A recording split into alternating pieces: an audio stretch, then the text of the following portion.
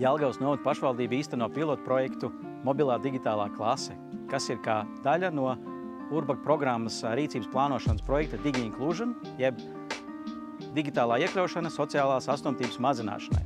Pilotu projekta mērķis ir mazināt digitālo plaisu, veicināt sociālo iekļaušanu un piedāvāt apmācības iedzīvotājiem, tostarp senioriem un personām ar ierobežotākām iespējām.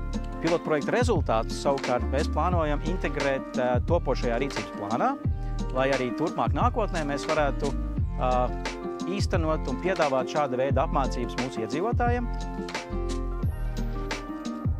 Pilotu projekta ietvaros mums jau ir bijušas aktivitātes.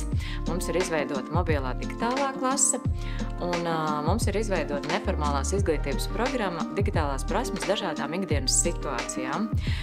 Veidojot šo programmu, mēs mēģinājām iekļaut tēmas, kas būtu aktuālas visiem dalībniekiem un ikdienā izmantojam. Piemēram, internetbankas lietošana, kā pierakstīties vizītē pie ārsta, kā izmantot Google Maps, lai orientētos tuvākā apkārtnē.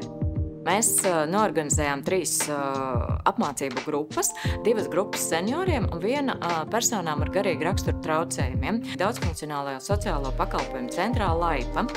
Viens no būtiskākajiem aspektiem šāda apmācību organizēšanā ir apmācību grupu vadītājs, jo viņam ir jābūt kompetentam, zinošam gan par tehnoloģijām, gan piedāvātajām tēmām, gan jābūt darba pieredzei un jāpiemēro mācību programmu klientu spējām. Vēlētos papildināt savu zināšanas, šo to māku, bet diezko nepatīk darboties ar datoru. Bet tagad gribu pārvarēt tās bailes, negribēšanu, lai varētu pati kaut ko izdarīt. Ne tikai meitām lūk palīdzību. Es kaut ko nepareizi izdarīšu, ne to nospiedīšu, un kaut kas notiks. Teiksim, sameklēt kādu informāciju, ko man vajag, lai man nav tur jākuļās pa visādām malām un neko neatrast beigās, lai es to varētu un viegli izdarīt. Varbūt varētu savus rēķinus pats samaksāt. Un tad nebūtu atkarīgi no meitām, no viņu laika, kad viņas to var izdarīt. Man ir liels prieks būt daļai no šī projekta, jo man liekas, mēs dzīvojam laikmetā, kur digitālās prasmes ir, es pat gribētu teikt, pamatvajadzība. Jo tik daudz mēs pārējam uz e-vidi un uz tiem pakalpojumiem, ko mums sniedz caur e-vidi.